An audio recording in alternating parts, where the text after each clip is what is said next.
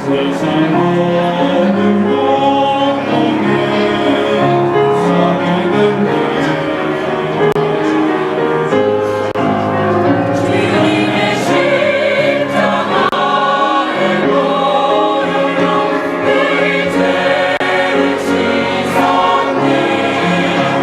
용서의 꽃이 되어서 흘렀네.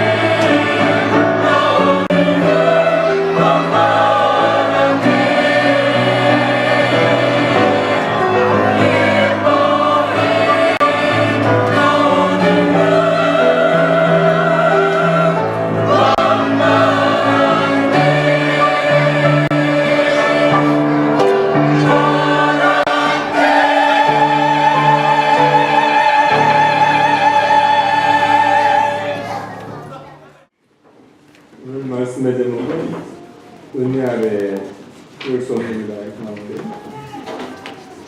여기 보게 되면 15절이죠. 은혜 아래 있으니 죄를 지으려 그럴 수 없느니라. 은혜 아래 있으니 죄를 지으려 그럴 수 없느니라고 말씀의 제목입니다. 지난 이어서 또 로마서 이렇게 말씀드리게 되는데 로마서는 수요 예배 때 선포되는 그 말씀인데 로마서 다 중요하지만 특별히 지난주랑 오늘 말씀 전체 이렇게 같이 이 말씀을 상고하는 것이 유익이 돼서 이렇게 이 말씀 전하게 됐습니다. 12절 보겠습니다. 12절. 그러므로 너희는 죄로 너희 죽을 몸에 왕 노릇하지 못하게 하여 몸의 사역을 순종치 말고. 우리 지난 시간에 그 5장 21절까지 살펴봤는데 5장 21절 살펴보고서 붕 떠가지고 12절로 이렇게 6장 12절로 넘어가면은 그 내용을 우리가 정확히 이해하기 힘드니까 제가 그 중간에 있는 6장 1절부터 11절에 있는 말씀 이렇게 서론적으로 이렇게 말씀드리겠습니다. 사도 바울이 오직 믿음으로 말미암아 구원함을 받는다. 오직 은혜로 말미암아 구원함을 받는다. 그것을 이렇게 전파했습니다. 전파하면서 무슨 말씀이냐면 율법. 도대체 율법은 뭐냐? 율법의 기능은 뭐냐? 그것을 얘기합니다. 율법은 하나님께서 율법을 주신 것은 율법을 행해서 그 유대인들 같이 열심히 지켜가지고 구원받아라 그렇게 해서 주신 것이 아니고 율법은 죄를 깨닫게 하는 기능이 있다는 거죠. 그럼 법이기 때문에 이렇게 살고 이렇게 안 살면 이건 죄다. 또 법이잖아요. 그러니까 율법을 주신 것은 뭐냐면 죄를 깨닫게 하는 그런 기능이 있다는 겁니다. 율법이 좋은 겁니까? 나쁜 겁니까? 좋은 거죠. 율법은 좋은 거죠. 예. 법은 나쁘진 않잖아요. 법이 좋잖아요. 법이 있어야 그 사회가 질서가 유지되는 거 마찬가지로 율법은 좋은 겁니다. 하나님께 좋은 것을 주셨어요. 근데 그 율법의 기능은 이 죄를 고발하는 기능이 있다는 거예요. 그러니까 율법을 많이 알면 알수록 어떻게 되냐면 자신이 죄인인 것을 죄에 대해서 더 철저하게 깨닫는 거예요. 그러나 율법을 통해서 죄를 깨닫는 것 거기에 멈추지 않고 지난 시간에 살펴봤다시피 그거보다도 더 큰 은혜가 있다는 거죠. 율법이 정죄하는 그 많은 죄를 덮을 수 있는 더 큰 은혜, 예수 그리스도의 그 은혜, 하나님의 은혜가 우리에게 있다는 겁니다. 그러니까 율법을 통해서 죄를 더 많이 깨달을수록 더 큰 은혜. 그래서 사도 바울의 표현대로 그 로마서 5장 20절에 보게 되면 죄가 더한 것에 은혜가 더욱 넘친다니. 죄가 더한 것에 은혜가 더욱 넘친다. 그러니까 율법을 통해서 내 자신의 죄를 많이 깨달으면 깨달을수록 거기에 더 큰 은혜가 넘친다. 이것이 지금 지난 시간에 살펴본 내용이었습니다. 지난주에 살펴본 내용인데, 근데 문제는 뭐냐면요, 이런 참 은혜스러운 이 진리를 이 대적하는 그런 복음을 대적하는 그런 사람들이 있다는 거죠. 그래가지고 일종의 그 기독교의 역설 아닙니까? 죄가 더하는 곳에 은혜가 더한다. 그러니까 요걸 그냥 그 말꼬리를 잡아가지고 그러면, 야, 근데 더 은혜 받으면 죄 많이 져야 되지 않느냐? 그런 그 잘못된 그런 반복음적인 복음을 대적하는 그런 세력이 이렇게 이런 말을 한다는 거죠. 또 그런 사람들 많이 있잖아요. 우리가 복음 전파하다 보면은 예수 믿는 그 복음에 대해서 이렇게 부정적으로 이렇게 얘기하는 경우가 있다는 겁니다. 그럼 그것에 대해서 사도 바울이 이렇게 설명하는 것이 뭐냐면요, 6장 1절부터 11절, 또 오늘 12절부터 23절도 마찬가지입니다. 그러면서 6장 1절부터 11절에서 뭘 얘기하냐면요, 세례를 예를 들어서 얘기합니다. 우리가 예수님 믿을 때 이제 예수님을 믿음으로 받는 그 세례. 그러니까 여러분, 세례하는 것은 여러분 다 세례 받으신 줄 믿습니다. 아직 안 받으신 분들도 있는데요. 여기서 그 사도 바울이 말하는 세례는 뭐냐면요, 그 예수님이 나의 구주로 믿어져, 내가 죄인인 것과 예수님이 나의 구주로 믿어져 가지고 내 죽었던 영이 살아나는 것, 그 중생이라든가 아니면 이제 성령 세례를 받아가지고 성령 세례, 그러니까 그 요리문답법에 불세례라고 합니다. 성령 세례를 받아가지고 진짜 예수님 믿어지는 그 사람이 뭐한 사람이? 그 사람이 이제 물 세례를 받았죠. 성경에서 세례를 이야기하면 그냥 단순히 물 세례만 얘기하는 것이 아니고 진짜 중생해가지고 성령 세례를 받아가지고 물 세례를 받은 그 세례를 이렇게 얘기하는 겁니다. 그러니까 앞으로 이따 말씀하겠지만 교회 나오기 전 삶과 교회 나오는 후의 삶이 별로 변화가 없다. 이것은 뭐냐면요, 이 사람은 교회 나와가지고 세례는 받았지만 그 성도는 그 교회 나온 교인은 세례는 받았지만은 그러나 뭘 안 받았냐면요, 성령 세례를 안 받았습니다. 성령 세례를 안 받았기 때문에 교회 나오기 전이나 교회 나오느나 그 삶이 그냥 비슷한 거죠. 근데 성령 세례를 받은 성도는 과거하고 성령 받아서 신앙생활 할 때는 과거와 현재의 삶은 완전히 180도 바뀌고 이제 오늘 설교하는 대로 죄에 대해서 죄를 아주 혐오하고 죄를 멀리하는 것이 성령 세례 받은 성도의 특징이다. 그것을 이따 살펴보려고 합니다. 그런데 6장 1절부터 그 11절까지는 세례를 들어서 설명하는 겁니다. 세례는 뭐냐면요, 우리가 세례를 받을 때 그리스도로 옷 입으며 우리가 그와 하나가 되기 위한 이 원리의 근거에서 세례를 받는다. 세례는 씻는 거죠. 예수님과 하나 되는 걸 씻는 그런 표가 세례라는 거죠. 근데 이 사도 바울은 여기서 그거 하나만 우리가 지금 알고 있다는 거죠. 그런데 세례는 또 하나가 더 있다. 그것을 얘기합니다. 세례의 두 번째 원리가 있는데 그것은 뭐냐면요, 그리스도의 죽음이 우리 안에서 그것의 열매를 맺힐 때에만 우리가 그리스도의 몸이 되어 참되게 장사하는 것이다. 그러니까 여기서 사도 바울이 말하는 것은 뭐냐면 두 가지를 얘기하는 겁니다. 두 가지. 세례가 뭐냐면 세례는 씻는 거다. 씻는 거 우리는 다 잘 알잖아요. 우리 예수님 믿고 우리가 또 교회에서 세례 받을 때 우리가 문답을 하지 않습니까? 세례가 뭡니까? 그러면 죄 씻음 받은 표, 죄 씻는 거라는 거죠. 근데 사도 바울은 씻는 기능도 있지만 죄의 기능이, 이 세례의 기능은 뭐냐면은 죽는 거다는 거예요. 죽는 거. 우리가 세례 받을 때, 우리가 예수님이나 가서 성령 세례 받고 우리가 세례를 받을 때 우리는 어떤 존재가 되냐면 예수님과 연합해가지고 우리가 예수님께서 우리 죄를 대해서 십자가에 죽으셨잖아요. 그와 마찬가지로 우리도 어떻게 되면 죽어야 된다는 겁니다. 죄에 대해서 우리가 죽어야 되는 거죠. 그럼 세례는 뭐냐면은 바로 죄에 대해서 죽는 거다. 죄에 대해서 죽으면은 그 다음에 이제 세례 그 두 번째 원리에서 그럼 세례가 요구하는 것이 뭔가? 죽는 것인 동시에 더 나아가서 우리에게 거룩을 요구합니다. 그것이 1절부터 11절의 말씀입니다. 여러 내용이 있지만은 가장 중요한 내용이 그겁니다.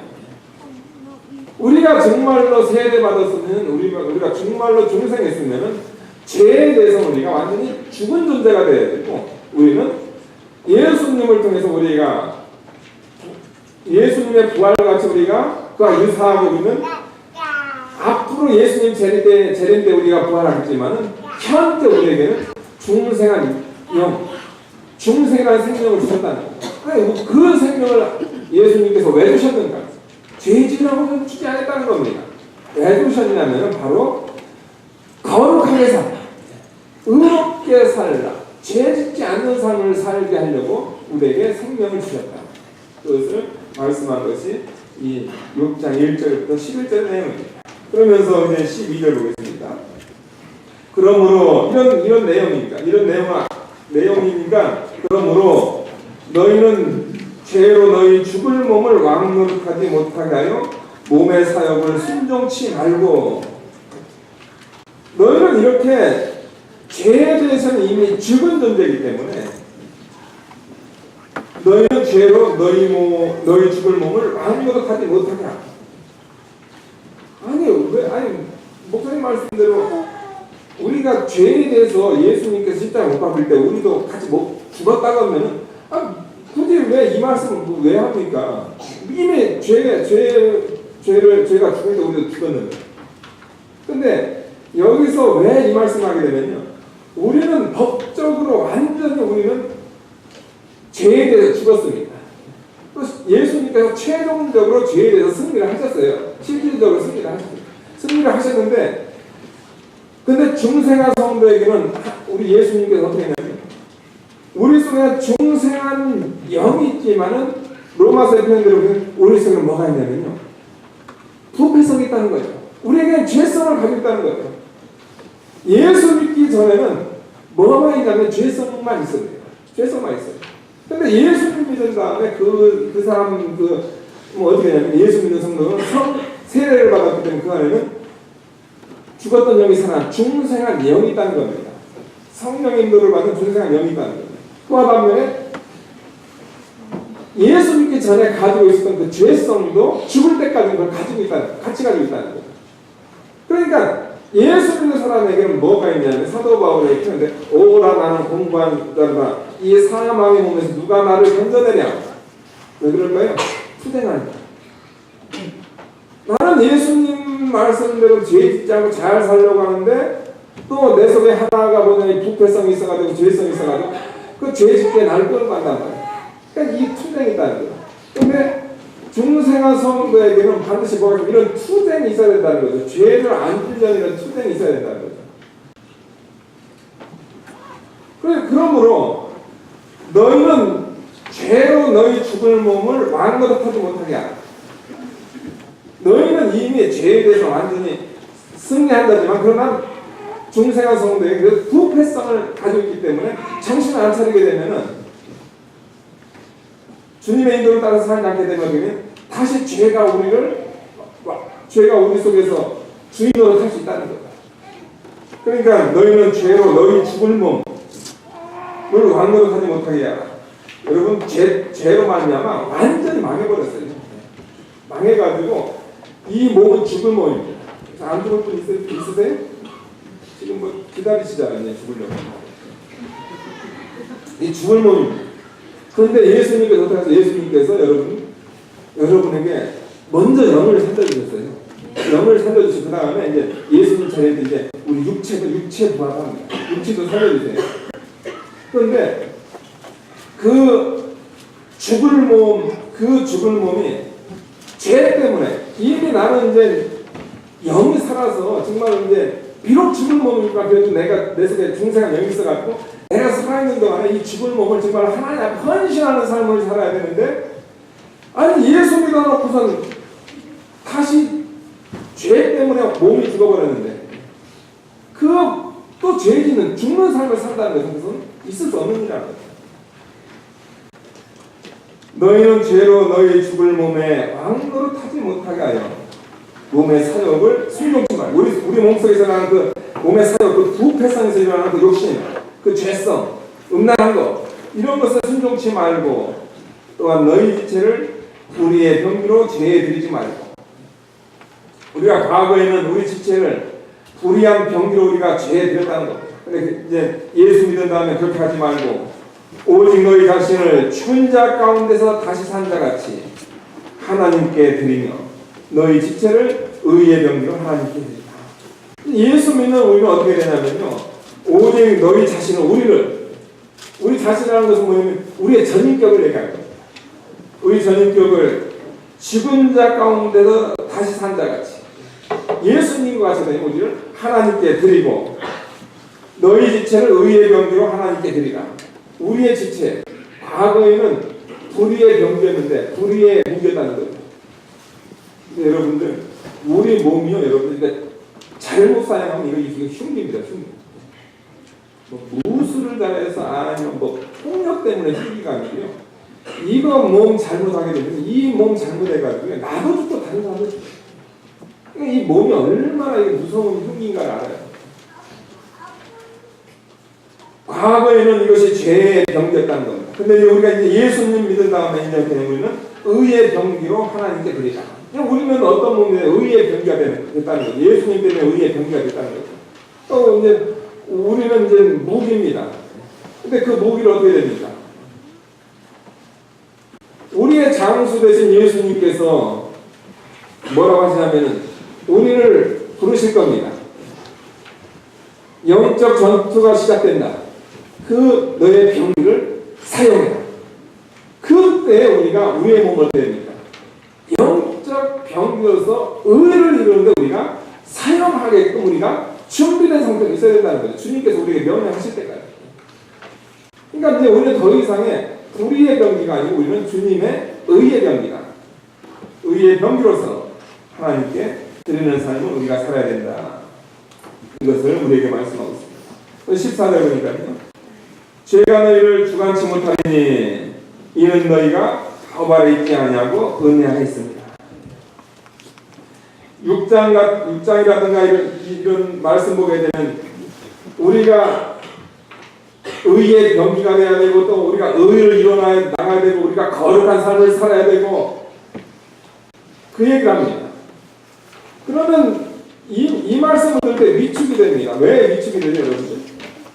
우리에게는 뭐가 있냐면요. 우리에게는 예수님 믿어가지고 우리가 중생한 영이 있어가지고 예수님 말씀을 순종하는 그런 게 있는 반면에 아까 제가 말씀한 대로 우리 속에 뭐야 부패성이 있다는 거죠. 그래가지고 의의 병기로 살려고 다짐을 하다가도 언제 가면 그것이 넘어지고 또 약해진다는 거죠. 그러게 되면은 만약에 그것이 율법에다가 어떻게 됩니까? 율법에서 어떻게 되죠? 정죄합니다. 너 왜 넘어져? 왜 그걸 못해? 정죄한다는 거예요. 그런데 죄가 너희를 주관치 못하리니 죄가 우리를 주관하지 못합니다. 이는 너희가 법 아래 있지 않아요. 우리가 더 이상 율법 아래 있지 않습니다. 우리가 은혜 아래 있습니다. 그러니까 우리가 은혜 아래 있으면서 우리가 하나님의 의에 대한 것을 살아가다가 우리의 부족한 모습이 나타나더라도 우리에게 기다리는 건 뭡니까? 율법의 그 법이 아니고 우리에게 기다리는 것은 뭐냐면 은혜가 기다리고 있다는 거죠. 그러니까 너희가 의의 병기로 살다가 지치고 힘들고 또 열악하고 정말로 내 마음에 안 들고 부족한 모습이 보인다 할지라도 그것 때문에 너무 걱정하지 말라는 겁니다.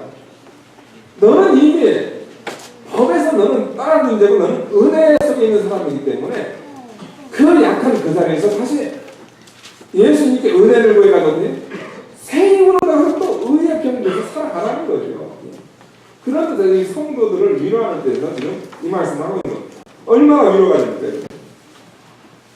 한쪽은 한쪽도 죄에 안 짓는 삶을 살려고 노력하는 그런 율법주의가 있습니다.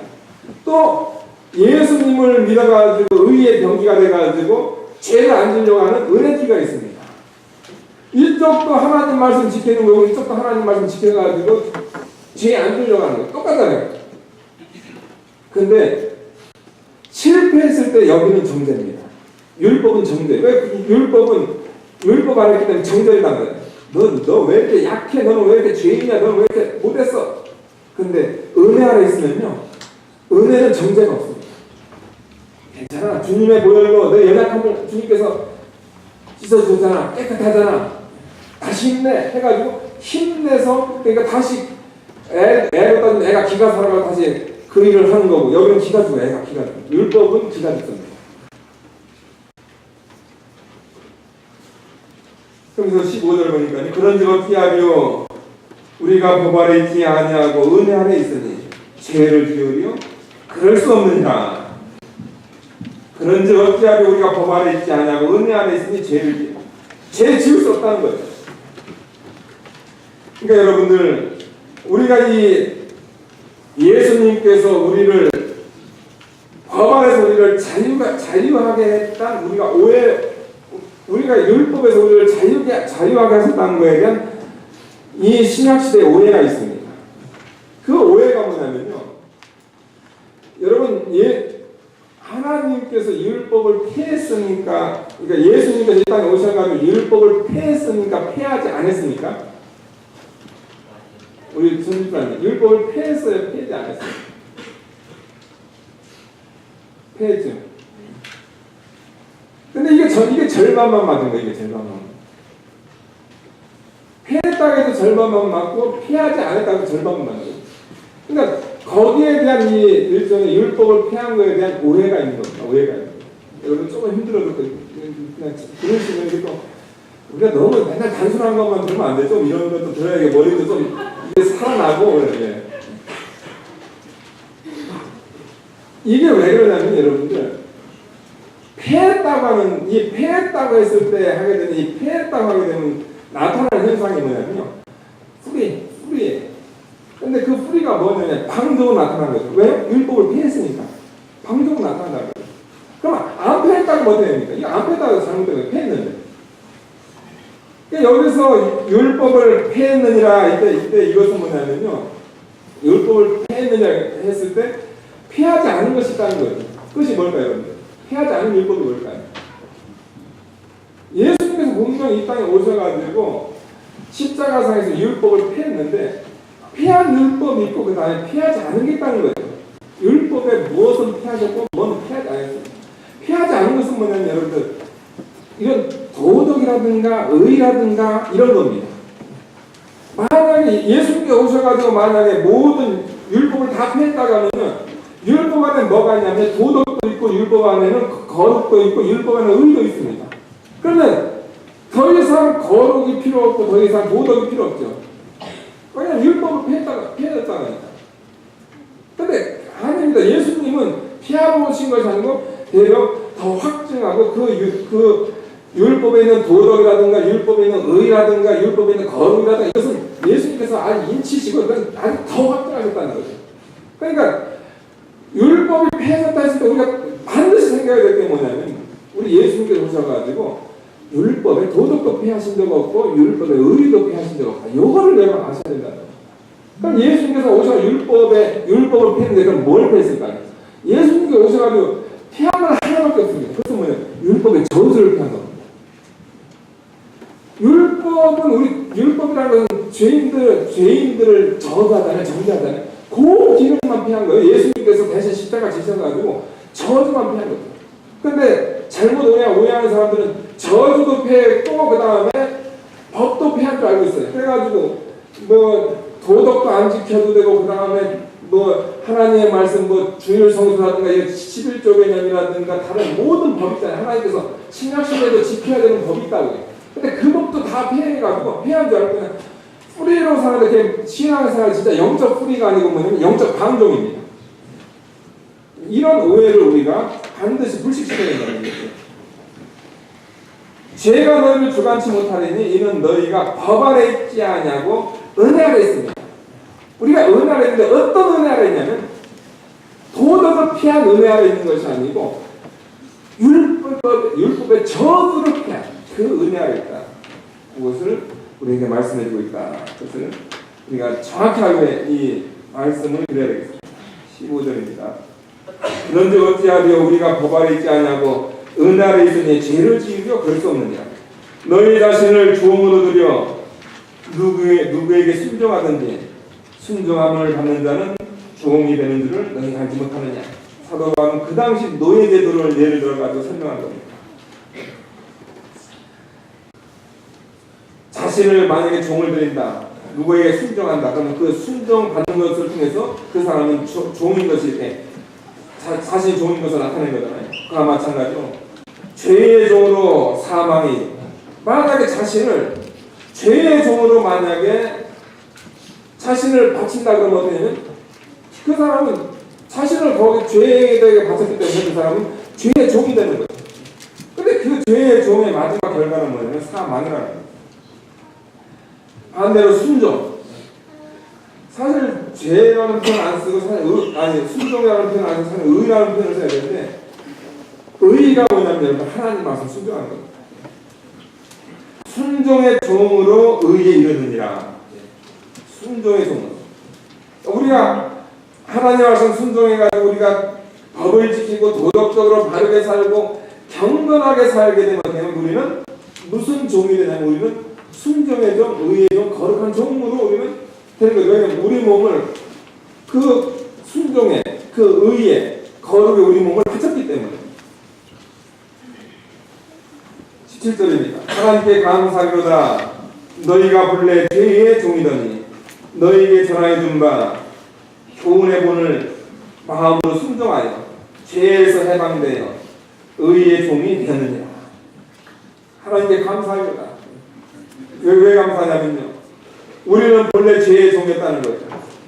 우리 몸을 죄한테 바쳐가지고 죄의 종로로 타면서 그냥 죄만 짓다가 비참하게 살다가 하나님의 심판을 받을 수밖에 없는 그런 존재였는데 너희에게 전하여 준 바 교훈의 본을 마음으로 순종하여 우리에게 복음이 들렸다는 겁니다. 복음이 들려가지고 그 복음을 통해서 예수님을 믿고 마음으로 순종하는 그런 자리에 나아가는 거예요. 그래가지고 죄에서 해방됐습니다. 죄에서 해방되게 되면 의의 종이 됐다. 죄의 종에서 이제 예수님이라고 하는 의의 종이 됐다. 이 말이 왜 사도 바울에서 주종관계를 왜 얘기하는 거냐면요, 예수님 믿음으로 인하여 우리는 이미 죄에서 나온 존재들이 됐다는 거죠. 우리는 더 이상 죄의 종이 아니라는 겁니다. 죄는 너무나 비참한 거예요. 너무나 추하고 너무나 그런 거라는 거죠. 근데 우리가 예수님을 통해서 거기서 나왔다는 거죠. 그래서 이제 예수님 때문에 우리는 의의 종이 됐다는 거죠. 됐습니다. 예수님께 속한 그런 사람들입니다. 의의 종이 됐다. 근데 문제는 뭐냐면 만약에 우리가 다시 죄를 짓게 되면 뭐냐면 죄를 짓는 그 모습만 뭐냐면 꼭 뭐가 되면 다시 죄의 길로 들어간다는 거죠. 죄 밑으로 들어간다는 거죠. 이런 일은 있을 수가 없는 일이라는 거죠, 여러분들. 아니 거기서 예수님의 은혜로 거기서 우리가 나와서 이제 그 정말로 충만하고 너무나 정말 싫은 그곳에서 나왔는데 왜 거기서 나온 사람이 또 거기 왜 들어가냐? 그런 일이 있을 수가 없죠. 지금 우리가 지금 노예라는 이런 개념 속에서 안 살기 때문에 여러분들 과거 여러분 영화 같은 거 그 노예가 얼마나 비싼데 그 노예가 나왔는데 다시 들어가는 노예가 있을까요? 그런 노예는 없어요. 그런 일은 있을 수가 없다고요. 근데 예수 믿는 사람들이 영적인 거는 이상한 일이 있는데 그것은 뭐냐면 아니 그 정말로 치가 떨리는 거기서 나왔는데 거기 또 들어가는 이런 이상한 일이 일어난다. 그런 일이 있을 수 없다고. 죄에서 해방되어서 의의 종이 되었느니라. 그럼 19절 보니까요. 너희 육신이 연약함으로 내가 사람의 예대로 말하노니 전에는 너희가 너희 지체를 실정과 불법으로 들여 불법에 이른 것 같이 이제 너희 지체를 의의 종으로 들여 거룩함에 이르라. 너희가 죄의 종이었을 때는 의에 대하여 자유하였느니라. 너희가 그때 무슨 열매를 맺었느냐. 이제는 너희가 그 일을 부끄러워하나니 이는 그 마지막이 사망입니다. 그러나 이제는 너희가 죄에서 해방되고 하나님께 종이 되어 거룩함에 이르는 열매를 얻으리라. 이 마지막은 영생입니다. 우리 시간이 없어서 그냥 하나 했을 때 말씀드리겠습니다. 19절부터 22절에 있는 이 말씀은 뭐냐면요, 우리가 과거 육신으로 살 때 우리가 불의의 병기로서 우리 지체를 부정과 불법을 드렸다는 겁니다. 불법을 드릴 때 어떻게 되냐면 아주 그냥 힘을 다해서 그렇게 했다는 거예요. 과거 살 때요. 과거에 예수 믿고서 과거 살 때 죄를 지을 때 아주 그냥 술도 그냥 얼마나 마셨는지 몰라요.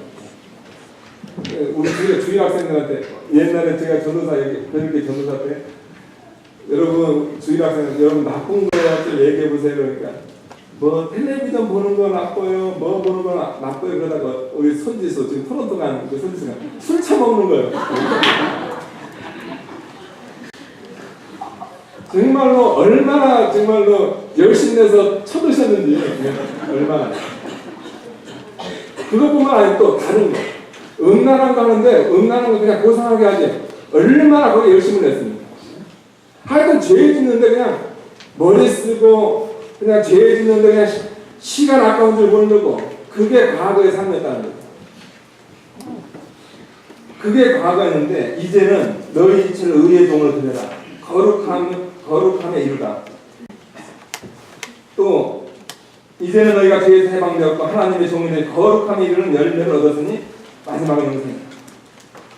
예수 믿은 다음에 우리에게 준 것은 뭐냐면 거룩함이라는 거예요. 여러분 죄 짓는 것과 거룩함은 얼마나 고상한 겁니까?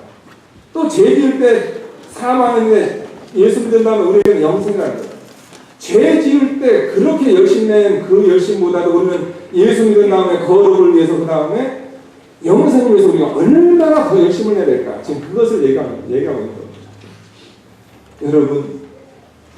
여러분 예수님 믿은 다음에 이 고상함, 이 거룩함, 이 복된 것을 위해서 죄 졌을 때, 죄 지을 때 내가 했던 그 노력보다 더 하지 않으면 여러분 정말 예수 믿는 게 아닙니다. 진짜 더 거룩을 위해서 더 힘써야 되고 또 이 복된 것을 위해서 더 노력하는 것이 참된 성도의 모습이다. 이것을 우리에게 말씀해주고 있습니다. 그래서 결론입니다. 이 6장에 대한 전체 결론인데 죄의 삭은 사망이요 하나님의 은사는 그리스도 예수 우리 안에 있는 영생입니다. 죄의 삭은 죄가 갇히는 것은 뭐냐면 죽음밖에 없습니다.